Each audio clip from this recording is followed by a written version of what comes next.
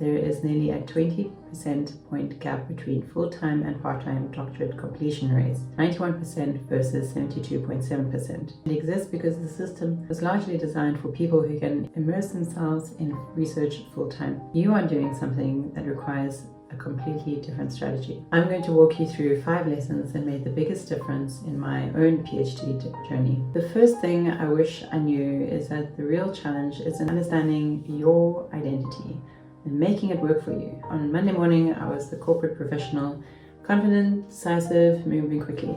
On Tuesday evening, I was the developing researcher, finding my footing with complex theory, building something new from the ground up. These are 2 very different definitions of what a good day looks like. In your job, a good day might mean closing something out fast, making a call, moving on.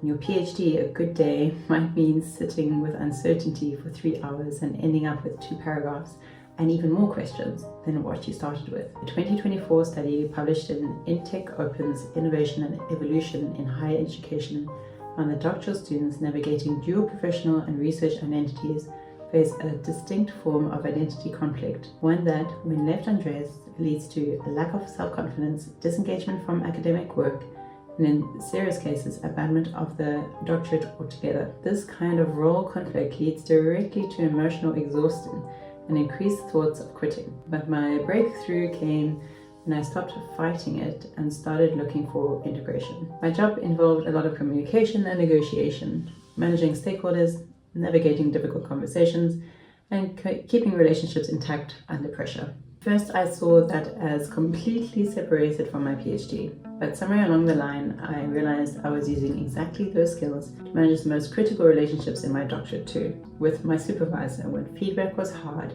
to hear or expectations felt unclear, with my family when the pressure ramped up and I needed them to understand why a particular time was going to look different or challenging. Identity theorists call this strategy reconciliation, where 2 conflicting identities are into a coherent whole rather than in constant opposition. It's not always easy, but it's one of the most evidence-supported ways to sustain long-term engagement across 2 demanding roles. My second lesson was about being honest with myself about time. You cannot find time.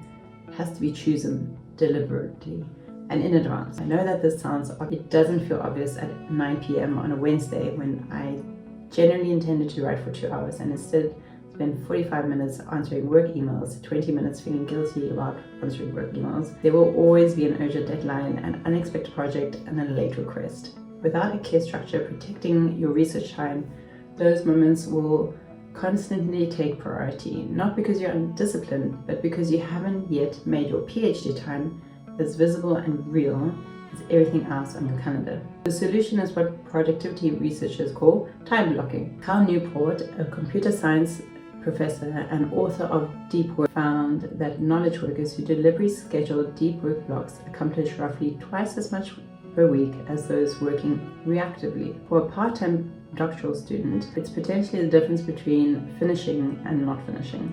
During the week, I'd carve out 30 minutes to an hour around my other commitments for lighter PhD tasks, and what I refer to as shallow or smooth sailing tasks. They're not too intensive, but then focus Saturday and Sunday mornings being my non-negotiable deep work sessions.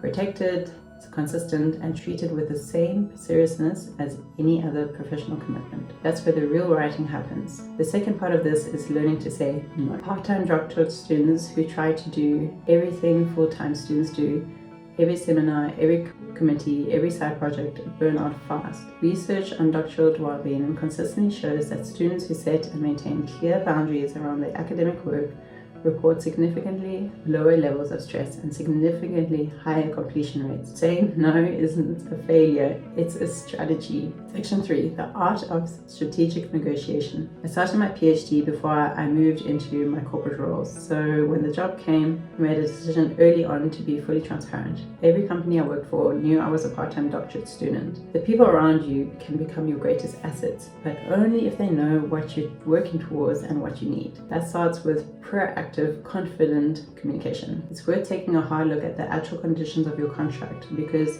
the flexibility you may need for your PhD might already exist. In my case, working in Germany, and a corporate contract meant a 35-hour work week, flexible hours, 90% mobile working, and cumulative overtime. I used all of that to create the space I needed during the most intensive phases of my PhD. None of that required a special negotiation. If you're in a similar environment, that contract you signed is worth reading again. Also, negotiate with your supervisor. This is arguably the most important relationship you will manage during your entire doctorate, and the research supports this. The review found that supervisors who act as mentors, role models, and advocates rather than simply critics are among the strongest predictions of whether a student finishes. So be honest with your supervisor and name your constraints from your very first meeting. Don't perform the role of a full-time student, which you simply are not.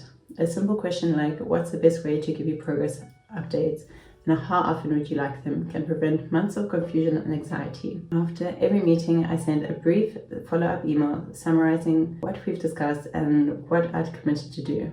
It's about managing your project like a professional and making sure you and your supervisor are always on the same page. These negotiations with your supervisor can feel intimidating, but they are essential. I'd love to hear from you if you're juggling work and a PhD. What's one of the successful negotiations you've pulled off with either your boss or your advisor? Share it in the comments and you'll never know who you might help. When you're a part-time student, you can end up in an in-between space, not fully embedded in the on-campus research community, not quite able to share the nuances of doctoral life with your professional colleagues either. That sense of being slightly between worlds can feel really lonely. And loneliness can slowly chip away at your motivation and momentum over time. What I wish I'd understand earlier is that connection isn't just emotionally valuable. It is one of the most practical investments you can make in actually finishing your PhD. The 2024 Frontiers in Psychology study found that supervisor support and peer connection are among the most statistically significant protective factors for completion rates.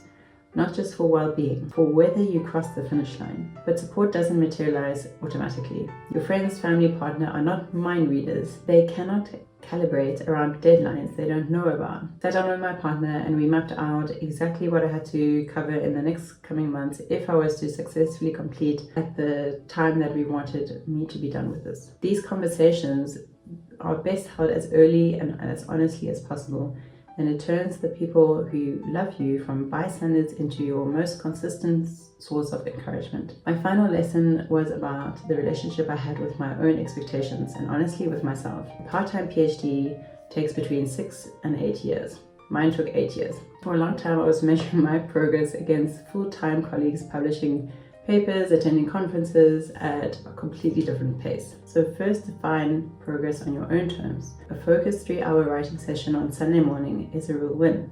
Finishing a difficult chapter is a milestone worth celebrating. Even organizing your reference library is one thing less standing between you and a good day of writing. This always comes back to celebrating your small wins, which is basically reinforcing a positive feedback loop. So write down your small victories as you go. They are the steps that add up to a completed doctorate. Secondly, be genuinely kind to yourself.